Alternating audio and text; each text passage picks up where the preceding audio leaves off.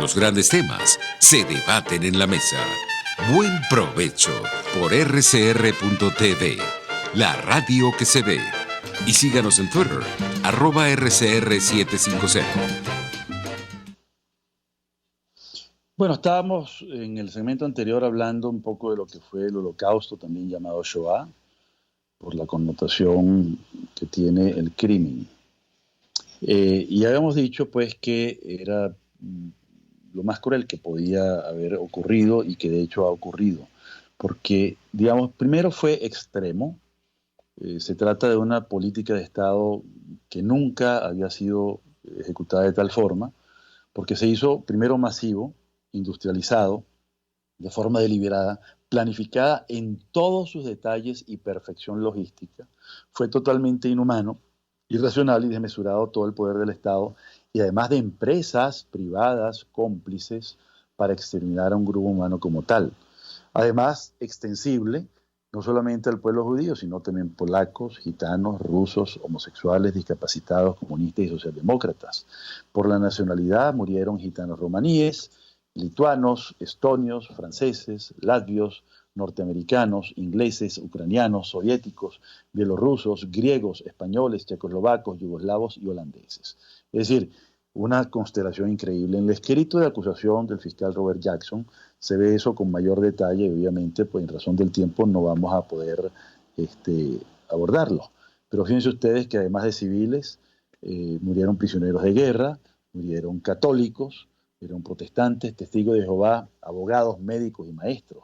Fue un ensañamiento realmente con todo lo que significara algo distinto o que contaminara la raza aria, porque su utopía, que terminó siendo una distopía, era la perfección del mundo gracias a la raza aria, que era la que ellos se atribuían, la pureza racial, ¿no?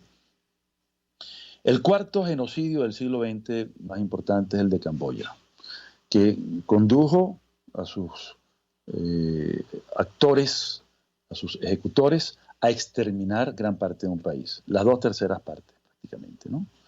Una tercera parte, quise decir. La matanza de unos 2 millones de habitantes en ese país, ¿verdad? De los cuales murieron también muchos indígenas de la etnia Cham, de religión musulmana, monjes budistas, pero también integrantes de otras etnias, chinos y tailandeses, a manos de los Jemeres Rojos. Jemeres Rojos, o Mer Rojo, también Krahom en camboyano, o Mers Rouge en francés, fue el alias o el seudónimo que adoptó el Partido Comunista de Camboya y después denominado Partido Democrático de Kampuchea. Fueron dirigidos por Pol Pot, era el alias de Salot Sar, que era su nombre original, Salot Sar, comunista de orientación maoísta, que creía que pues había que llegar a la raíz de su nación a partir pues de primero la aplicación de la ideología marxista-leninista y la proscripción de toda forma burguesa contravolucionaria de pensamiento y también los enemigos interiores. Fue un tema realmente brutal, también fue un genocidio extremo. La idea era llegar al año cero, es decir, recomenzar de cero y eliminar totalmente lo que ellos consideraban burgués para crear un hombre nuevo. La matanza se hizo a través de una evacuación, una especie de deportación dentro del mismo territorio del actual Camboya. En aquel momento se llamaba Kampuchea, donde más de 3 millones de habitantes fueron sacados, ¿verdad?, de su lugar, de sus ciudades, para ir al campo. Decían que había que huir de invasores extranjeros, pero en realidad fue un desastre lo que aconteció, pues, ¿no? Por ejemplo, eliminaron totalmente la moneda, el Banco Central fue dinamitado, se impuso el trueque, porque la moneda era un término burgués y un uso burgués. Se eliminó el mercado, las tiendas, la educación y todas las escuelas. Las maneras de vestirse, cualquier forma de religión y rezos, los libros, las bibliotecas y toda forma de literatura fueron absolutamente incinerados. Se eliminó la vida urbana, toda forma de arte, los lentes, por ejemplo, los anteojos, las gafas. Lo que viniese del extranjero era una demostración de alguien que era burgués. La forma tradicional de gobierno, una democracia o una monarquía, la familia tradicional, porque se consideraba que la familia tradicional era la fuente de pensamiento burgués, el matrimonio por amor, era el partido quien decidía quién debía casarse con quién, se eliminaron las escuelas, los hospitales, las universidades, los deportes, cualquier actividad de ocio, entretenimiento, etcétera. Para lograr esa matanza, fueron torturados y asesinados estudiantes, abogados, ingenieros, médicos, sacerdotes, monjes, intelectuales y cualquiera que supiera leer y escribir. Así las cosas, cualquier manifestación era considerado como una enemistad hacia el Estado, una traición a la patria, representante del colonialismo, el imperialismo y el feudalismo. Cualquier sospechoso era simplemente marginado y luego atacado de la forma más cruel que podía haber, ¿no? Por ejemplo, usar lentes ya era una prueba de que era burgués. Saber un idioma extranjero, tener un título universitario, haber trabajado en alguna oficina antes del 17 de abril de 1975 y otras cosas similares. Después de que el sospechoso era declarado culpable en casi todos los casos, era condenado a la pena capital, él y su familia, y también y sus amigos, por una especie de contaminación. Es decir, si yo tenía amigos que pensaban como yo, ellos también son traidores a la patria. Todo eso con la idea del enemigo interno o el enemigo oculto. Nunca hubo un juicio contra Pol Pot, él murió impune. Camboya fue invadido por los vietnamitas y luego ellos, el Partido Comunista de Vietnam, fue quien calificó de genocidio. Así sería el horror, ¿verdad?, de ese asunto, que los mismos partidarios, desde el punto de vista ideológico, lo consideraron un genocidio, ¿no? Entonces, sin embargo, ya en el año 2009 se pudo realizar al fin un juicio a través de las cámaras especiales de Camboya para poder, digamos, analizar los hechos y encontrar algunos culpables, ¿no? El camarada Dodge, que era uno de los lugartenientes de Pol Pot, fue condenado después de un juicio que conmovió al país, ¿okay? Hay que aclarar que hubo un tribunal especial, ¿no?, un tribunal ad hoc, porque no era posible pues, que en la propia Camboya se juzgara eso de manera objetiva e imparcial. Entonces, fue un tribunal de 30 jueces, 17 camboyanos y 13 de Naciones Unidas, un tribunal mixto, ad hoc, fue elegido por el Consejo Supremo de la Magistratura de Camboya. Este tribunal es una jurisdicción híbrida que tiene 3 lenguas de trabajo, gemero-camboyano, inglés y francés. Y debe digamos, ejecutar su acción jurídica mediante los procedimientos internacionales, ¿no? Entonces, bueno, realmente todavía hay mucho que decir sobre el caso camboyano, no está totalmente aclarado las circunstancias, se saben las líneas mayores, pero los detalles ahora es cuando están empezando a escribirse, porque mucha de la gente que participaba del Partido Comunista luego se integró en la vida civil. De hecho, el camarada Dodge estaba viviendo tranquilo y pacíficamente ya. Pol Pot murió en el campo camboyano y quedó impune, ¿no? Bueno, esa es un poco la historia muy resumida, muy apretada del genocidio en Camboya. Ya vemos pues cómo el tema del comunismo, a diferencia del nazifascismo, todos sus crímenes han quedado impunes. En cambio, por lo menos ha habido un esfuerzo por parte de los países aliados, luego de Israel y también de Alemania y otros países que han venido llevando a cabo juicios a criminales que han conseguido, que han estado escondidos durante 40, 50, 60 años, pero que ya ancianos han tenido que enfrentar las acusaciones y han tenido que verle la cara a sus víctimas en audiencias públicas, ¿no? Bueno, nos queda por hablar del genocidio cometido pues, en la ex Yugoslavia. Ya las magnitudes son un poco menores, pero sin embargo muy grave. Estamos hablando de una guerra que arrojó unos 250.000 civiles muertos, miles de desaparecidos y al menos 12.000 violaciones ocurridas, ¿no? En el genocidio murieron más de 8.000 personas de nacionalidad bosnia y de religión musulmana, asediada y perseguida por las fuerzas militares serbias de religión ortodoxa, un típico conflicto religioso.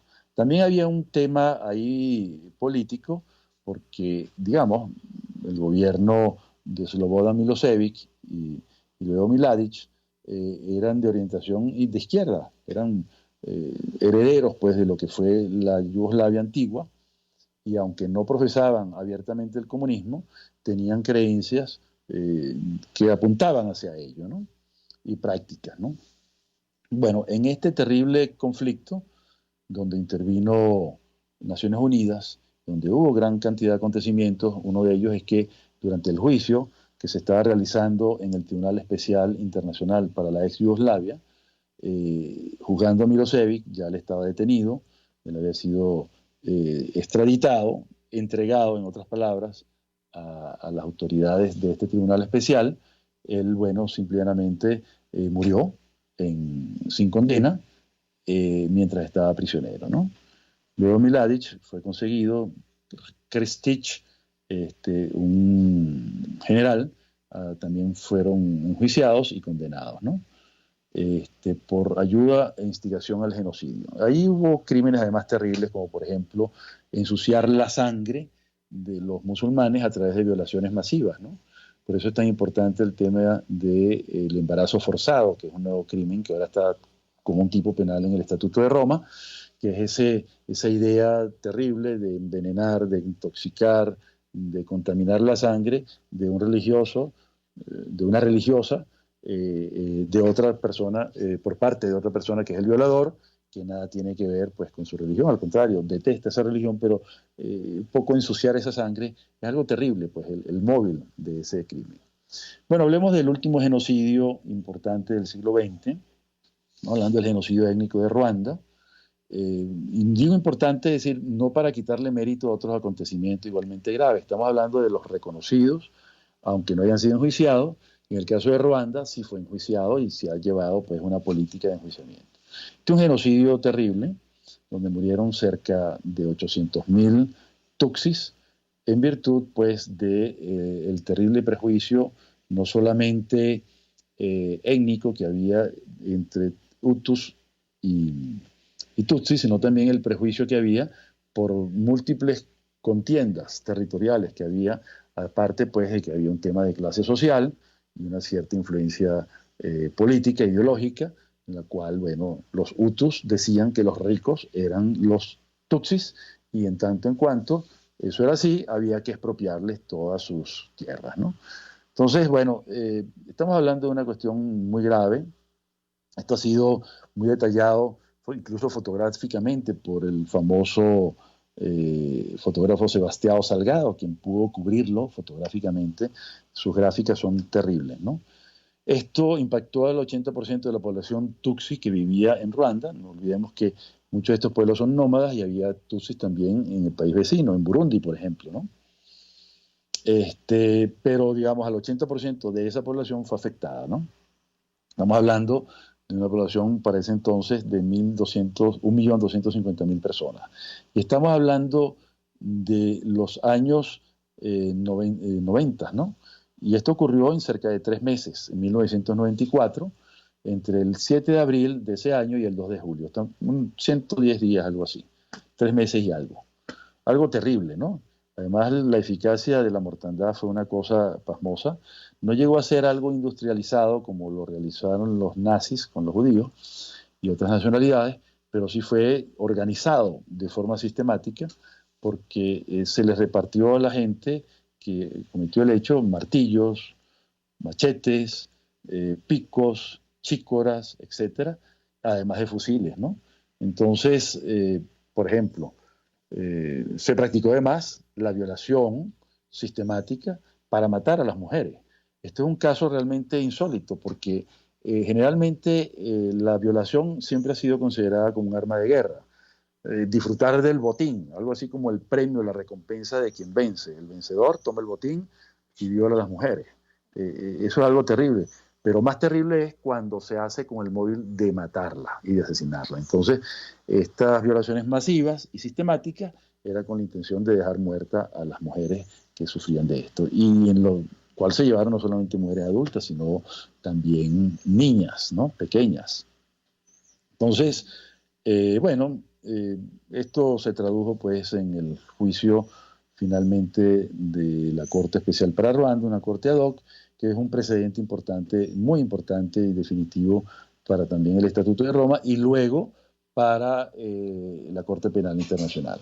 Bueno, yo creo que con este resumen muy apretado, muy apresurado, muy difícil de hacer porque son demasiados datos para tratar de comprimirlos en tan poco tiempo, con esto damos final pues al repaso general de ir muy resumido de los 6 genocidios más grandes del siglo XX. Quedan pendientes los genocidios que están ocurriendo actualmente en el siglo XXI, ya porque aunque haya tipificación, aunque haya toda una gran conciencia sobre esto y hay educación, las prácticas genocidas no han cesado. La importancia para nosotros de divulgar esta información es la prevención, es la educación. La educación es la mejor forma de prevención. Y también estar pendientes por las vulnerabilidades que puedan tener grupos étnicos, grupos indígenas en nuestro país, grupos religiosos, habida cuenta pues de muchos prejuicios que todavía están circundando en nuestro ambiente y que en algún momento puedan ser, digamos, canalizados de forma trágica hacia acontecimientos indeseables. Por eso, insistimos, hay que saber lo que ha ocurrido, hay que pensar sobre eso y prevenir a futuro para que esto no vuelva a ocurrir jamás. Decía Theodor Adorno, un gran filósofo alemán que luego enseñó en los Estados Unidos, a pesar de que posteriormente también volvió a Alemania, luego de los acontecimientos del fin de la Segunda Guerra Mundial. Él decía, nunca más, prohibido olvidar. Y decía que la educación es la clave. Es la toma de conciencia, es la divulgación y diseminación de los conocimientos. Con eso nos despedimos, muchísimas gracias. Recordamos nuestro correo electrónico, fmf_monitordh@gmail.com. Muchísimas gracias y buen provecho. RCR presentó Buen Provecho. Síganos en Twitter en @RCR750. RCR 750 AM, porque lo bueno une. RCR presentó Buen Provecho, una producción nacional independiente con certificado número 22388 para dar cumplimiento al artículo 14 de la Ley de Responsabilidad Social.